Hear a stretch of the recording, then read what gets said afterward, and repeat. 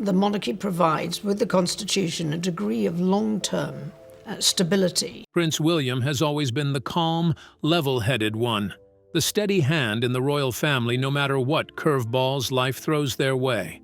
But recently, that calm exterior cracked. In a private moment behind palace walls, Princess Anne revealed something that completely blindsided him: the king's dying wish. And William's reaction was something that no one saw coming.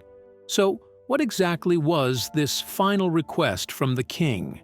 And why did it cause Prince William to lose his cool in a way we've never seen before? Stay with us as we uncover the shocking details behind the king's last wish. King Charles' dying wish. Something shocking just happened inside the palace walls. King Charles' dying wish has finally been revealed, and you won't believe what he asked for. We all know that King Charles and his sister, Princess Anne, share a strong bond. So it came as no surprise that he trusted her with the responsibility of delivering the heartbreaking news to his heir apparent, Prince William. But no one could have predicted what would happen next. When Princess Anne revealed the king's final request to William, the atmosphere shifted. For the first time in royal history, insiders say Prince William raised his voice and even shed a tear. So what exactly did King Charles ask for? What was so mind-blowing that it pushed the usually composed future king to an emotional breaking point? Keep watching, because what you're about to hear changes everything. We all remember that in 2024, King Charles was diagnosed with cancer, a still undisclosed form of the illness. While many hoped he would live as long as his parents, Queen Elizabeth II at 96 and Prince Philip at 99, the harsh reality of his diagnosis has forced the family to confront some painful truths. And it seems, amid these reflections, King Charles made a final decision, one that touches on his sons, his legacy, and his controversial wife. According to palace insiders, King Charles's dying wish is centered on Queen Camilla, more specifically, ensuring she remains protected and financially secure after his passing. And the bombshell? He's leaving the enforcement of that wish in the hands of Prince William, while also giving him the power to decide Prince Harry's fate.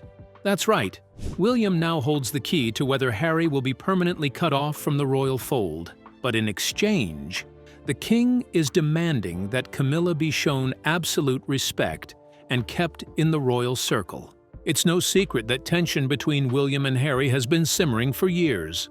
Harry's explosive memoir and bombshell interviews where he painted Camilla as manipulative and power-hungry only made things worse. Now, King Charles has handed William the authority to exile his own brother, so long as he upholds Camilla's role in the monarchy. A senior royal courtier says that despite William's calm public image, he has never truly accepted Camilla. Sure, he has worked alongside her, but it's because he had no choice. Deep down, he hasn't forgiven her for the pain she caused Princess Diana. That wound runs deep, and Charles's final wish may have torn it wide open. Still, insiders say William is strategic, far more calculating than Harry. He's played the long game. He doesn't go on camera criticizing Camilla, but that doesn't mean he's going to let her hold power when Charles is gone. And speaking of power, it seems Queen Camilla isn't waiting for the future to be decided. She's already making moves behind the scenes. Sources claim she's securing access to royal estates, locking down wealth, and ensuring she has everything she needs from staff to properties to maintain her position, with or without Charles. One move that raised eyebrows: Charles reportedly purchased a $3.8 million property next to Camilla's beloved Wiltshire estate, allegedly as a private sanctuary for her, should she ever be sidelined. Palace whispers suggest this is a preemptive move, just in case Prince William decides to restrict her influence. And while Camilla cements her future, Prince Harry's remains hanging in the balance. Since his dramatic 2020 exit from royal duties and his ongoing criticism of the monarchy, including shocking claims of racism, his return seems unlikely, especially under William's watch. One royal insider even said that as far as William is concerned, Harry has made his bed. He's betrayed the family too many times, and William doesn't see a way back for him. Meanwhile, King Charles has held off on stripping Harry and Meghan of their royal titles, but with William stepping closer to the throne, that could change in a heartbeat. Some royal watchers believe that once William becomes king, his first move could be to cut ties with Harry completely. With King Charles' health reportedly in decline, the monarchy is standing at a crossroads. Right now, Camilla feels untouchable, one royal aide says. But William is watching, and when the time comes, he won't hesitate to act. As the future of the monarchy hangs in the balance, all eyes are not just on William, but also on the strength of those holding the royal family together, behind the scenes, none more so than Princess Anne.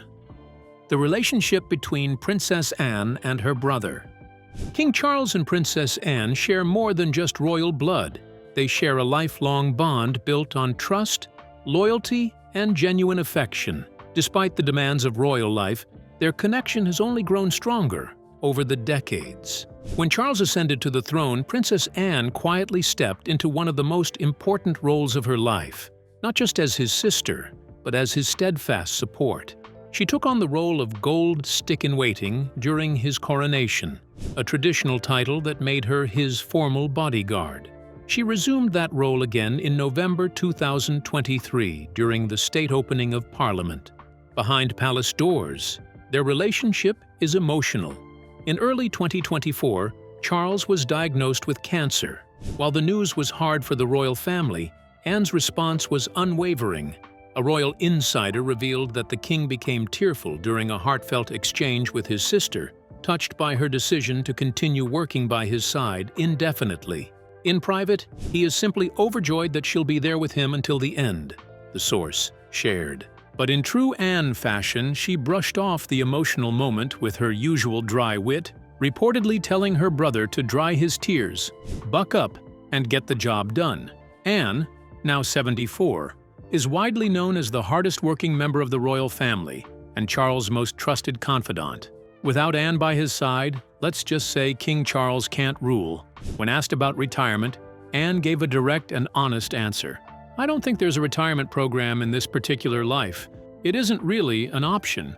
Her sense of duty echoes their late mother, Queen Elizabeth II, who worked faithfully until her passing in 2022 at age 96. Charles and Anne were born just 21 months apart and spent much of their early life together at Buckingham Palace, while their parents were often abroad. Growing up so closely in age, they developed a natural friendship and a shared sense of humor that has never faded. In a moment that touched the hearts of royal fans, Anne's playful nickname for Charles came to light during his coronation.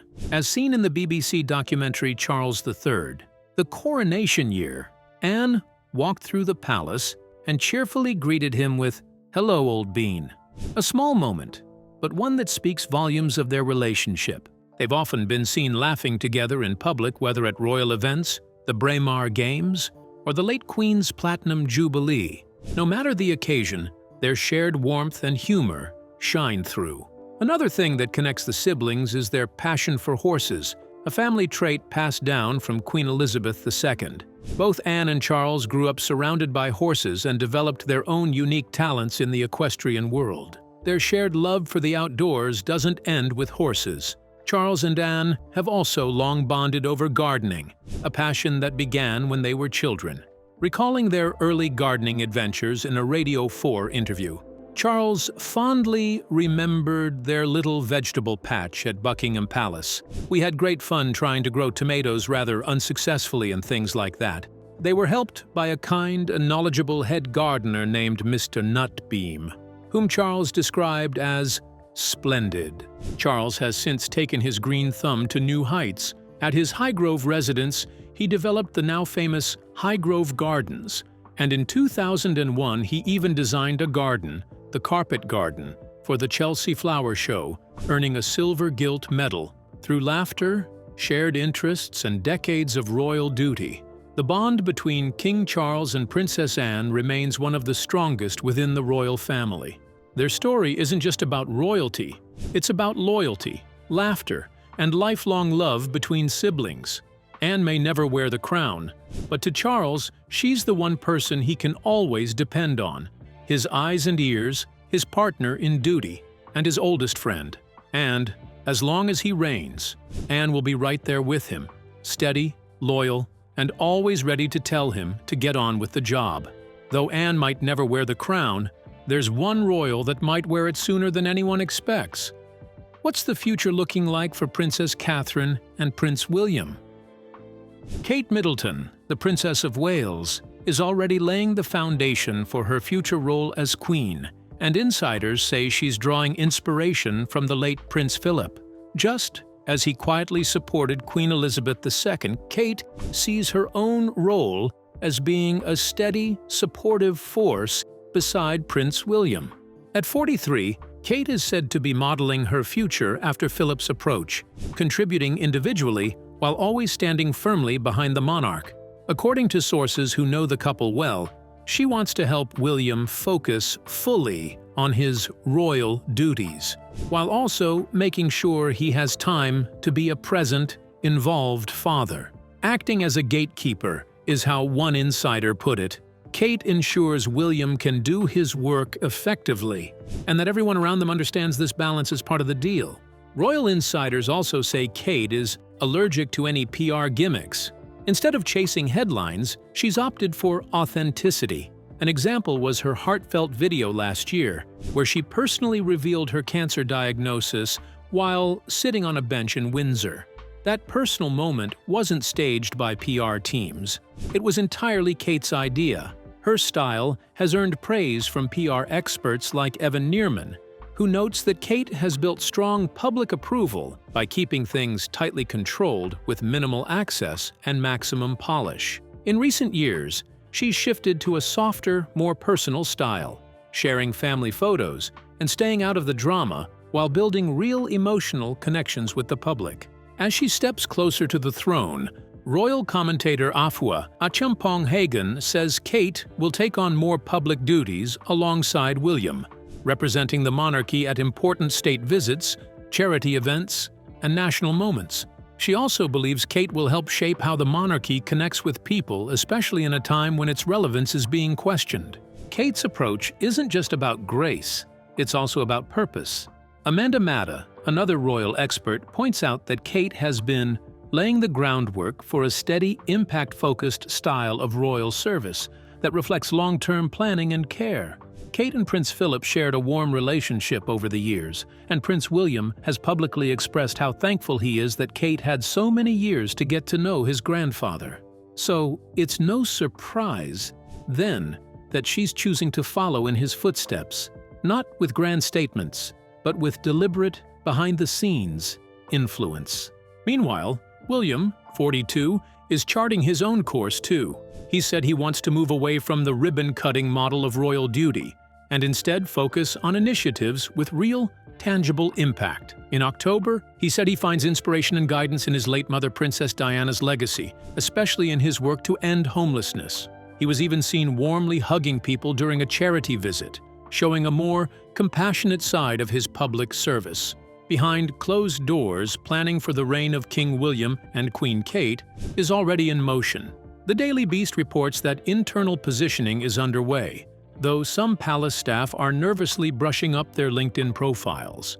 After all, many remember how quickly Queen Elizabeth's staff were dismissed after her passing. But one thing is certain: Kate is preparing to take on one of the most influential roles in the world with her own brand of strength, authenticity, and power. As the royal couple looks ahead, it's evident that this next chapter of their lives is being shaped not just by duty, but with care, vision, and heart. And while much public attention has been placed on Kate's courage following her recent health challenges, Prince William is forging ahead with a mission that lies close to his heart. In an emotional and revealing ITV documentary titled Prince William, We Can End Homelessness, the Prince of Wales offered an intimate behind-the-scenes look at the first year of his ambitious 5-year initiative, Homewards. The project aims to tackle and ultimately eliminate rough sleeping, sofa surfing, and temporary accommodation across key areas of the country. It's a cause that resonates deeply with him not only as a future king, but as a son continuing the legacy of Princess Diana, who was known for her tireless work with society's most vulnerable. William's commitment runs far beyond public statements. As a boy of 11, he visited a shelter with his mother. In 2009, he spent a night sleeping rough on the streets to better understand the harsh reality many face during Christmas. In recent years, he's even joined big issue sellers in the streets, using his platform to amplify the voices often left unheard. Now with Homewards, he's connecting local and national organizations to implement real solutions in areas like Newport in South Wales, Poole, Bournemouth and Christchurch in Dorset, the South London borough of Lambeth, as well as Belfast, Aberdeen, and Sheffield. The initiative is not just about alleviating symptoms of homelessness, but attacking its root causes through partnerships, compassion, and data-driven results. Yet even amid these demanding public duties, William and Kate are carving out time to celebrate a very personal milestone. The couple celebrated their wedding anniversary at a self-catering cottage for two on the picturesque Isle of Mull in Scotland after a brutal year. The couple is turning toward a quieter, more grounding celebration. Their visit to the Scottish Isles isn't just about romance, though. It's also an official engagement with a heartfelt purpose. As part of a two-day tour, they'll show the resilience of local island communities and the breathtaking natural beauty that surrounds them.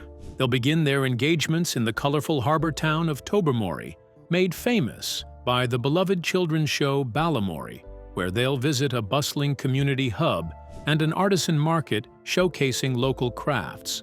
They'll also journey to a local croft to learn more about sustainable farming and hospitality, a nod to their ongoing efforts to champion environmental responsibility and rural livelihoods.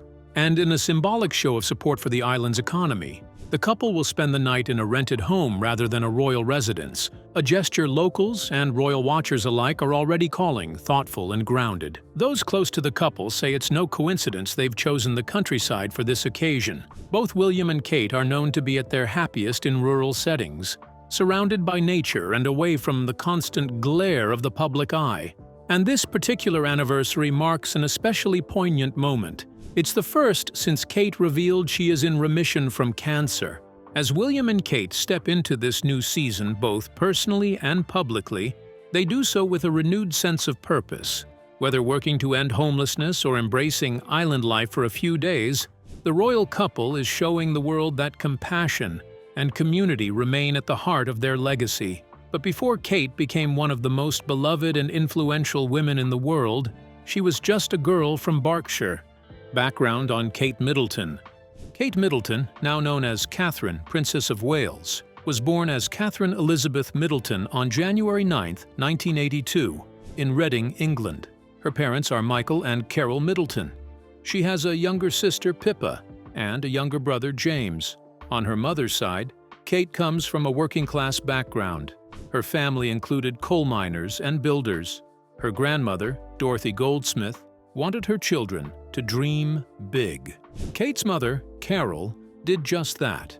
She became a flight attendant, which was seen as a very glamorous job at the time. While working at British Airways, Carol met Michael Middleton. He was an airline dispatcher. Michael's family came from Leeds and had some ties to British aristocracy. Carol and Michael got married not long after they met. In 1987, Kate's parents started a mail-order business selling party supplies. The company was called Party Pieces, and it became a huge success. It made the Middleton family very rich. Because of this, Kate and her siblings grew up in comfort and had a good life. Kate went to private schools, including St. Andrew's Prep School, Down House, and Marlborough College. But things weren't always easy. She had a hard time at Down House, an all-girls school. The other girls bullied her and she left at age 14. When she moved to Marlborough, a co-ed school, things started off rough again. Some boys rated the new students on looks and personality. They gave Kate a 2 out of 10. Even with these challenges, she stayed focused on her studies. She passed 11 GCSEs and 3 A-levels. In 2001, Kate started studying at the University of St. Andrews in Scotland. That's where she met Prince William. They lived in the same dorm, called St. Salvator's Hall, and took some of the same classes. They became friends. At first, there was no romance. Kate was dating someone else, a senior named Rupert Finch. William was busy dealing with the pressure of being a royal and getting used to college life. In March 2002, Kate walked in a student fashion show. She wore a bold, see-through dress. William was in the crowd and saw her differently that night. He became interested in her and tried to flirt, but Kate said no. She was still dating Rupert. After her boyfriend graduated and they broke up, Kate started her second year. She and William, along with some friends, moved into a shared apartment. Living together brought them even closer. Soon, they became more than friends. They kept their relationship private for a while. William didn't trust the press. He asked Kate not to hold hands or sit too close at public events. This helped them avoid too much media attention for a while. But in 2004, the press caught up. Paparazzi photographed Kate during a ski trip with the royal family. Her relationship with William became public news. By 2005, she was on the covers of many magazines. That year, both she and William graduated. Kate got her degree in art history. In 2006, she got her own 24-hour security guard. This made people think she might soon join the royal family. But William was leaving for military training, and Kate had to deal with the press alone. In 2007, the couple reportedly broke up. Some say the royal family told William to either propose or end it. He called Kate to break up. They had been together for 5 years. Still, the breakup didn't last long. A few months later, Kate showed up at royal events with William again. Some even said they were living together, but they denied those rumors. Then came the big news. On November 16, 2010, William and Kate announced their engagement. William had proposed while they were on vacation in Kenya. He gave her Princess Diana's ring, a 12-carat blue sapphire, surrounded by 14 diamonds. The ring was made by crown jeweler Gerard. It was based on a brooch made for Queen Victoria in 1840. After the wedding, the couple planned to live in North Wales. William had a job there with the Royal Air Force. On April 29, 2011, they got married at Westminster Abbey in London.